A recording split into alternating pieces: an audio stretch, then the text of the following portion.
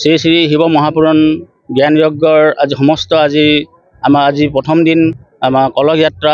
আমি আজি 2 নং টকপথাৰ গাঁৱৰ উদ্যোগত লগতে পেঙিবাসী সম্পূৰ্ণ ৰাইজৰ ভক্তপ্ৰাণ ৰাইজৰ সহযোগত আজি আমাৰ প্ৰথম দিন আমাৰ শ্ৰী শ্ৰী শিৱ মহাপুৰাণ যজ্ঞ আমাৰ সিদ্ধিবিনায়ক গণেশ মন্দিৰ 2 নং টকপথাৰ স্থিত তাত আমি আয়োজন কৰিব লৈছোঁ। তাত আমাৰ সকলোৱে আজি আমাৰ প্ৰথম কাৰ্যসূচী আমাৰ কলহযাত্ৰা।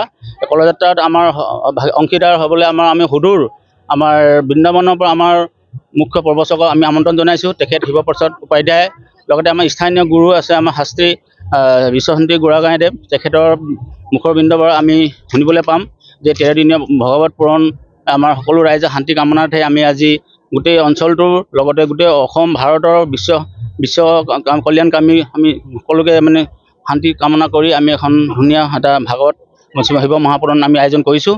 গতিকে এই সমিতিৰ আমাৰ অনুৰোধ সকলো ৰাইজ আহক যে এই মুখৰ প্ৰবঞ্চন তেখেতৰ পৰা আমি যিটো সুন্দৰ বক্তৃতা আমি বাণী শুনিবলৈ পাম। সকলোকে আমি আদৰিছোঁ। আজি আয়োজক সমিতিৰ মই মুখ্য উপদেষ্টা হিচাপে সকলোকে আদৰি জনাইছোঁ। আহক যে আমাৰ এই 13 দিনৰ কাৰ্যসূচীত সকলোৱে অংশগ্ৰহণ কৰক। যে আজি আমাৰ কলহযাত্ৰাটো আমাৰ বৰিডিং নদীৰ কাষত আজি আহি আমাৰ যিটো নিয়ম বিধিপূৰ্বকভাৱে আমি আহিছোঁ।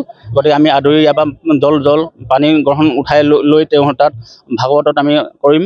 গতিকে আজি সকলোকে অনুৰোধ জনাইছোঁ পুনৰ যে আমাৰ অনুষ্ঠানটো সুকলমে পাৰ হ'বলৈ সকলোৰে আশীৰ্বাদ বিচাৰি আমাৰ আজি অনুষ্ঠানটো কামনা কৰিছোঁ। ধন্যবাদ।